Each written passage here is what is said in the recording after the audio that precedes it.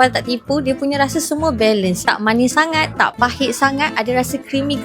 Hi, my name is Faz and my IG is Juin. So I'm from Nilai. I perasan nama Naughty Bakery ni from Instagram. Sebab lalu dekat I punya feed, punya brand Naughty Bisu and Naughty Bakery tu I rasa sangat unik sebab buatkan I senang nak ingat and senang nak search dekat Instagram. Masa mula-mula I datang, I memang suka tengok dia punya setup semua merah and dia punya buah-buahan pun semua merah. I rasa macam I dekat event Dracula, tapi memang best. And dia punya suasana dia pun memang sangat cool and chill je. So I memang suka. I sebagai yang tak berapa suka sangat tiramisu, tapi tiramisu dia sangat sedap. Serius, kalau tak tipu, dia punya rasa semua balance. Tak manis sangat, tak pahit sangat, ada rasa creamy. Yang penting memang kalau korang tak suka kopi pun korang boleh makan sebab dia punya rasa kopi dia memang tak rasa sangat. So memang sedap. Korang kena try. Untuk korang yang nak try Naughty Bisu ni, korang boleh tengok dekat dia punya website and korang boleh order daripada website diorang. Thank you Naughty Bakery for inviting me.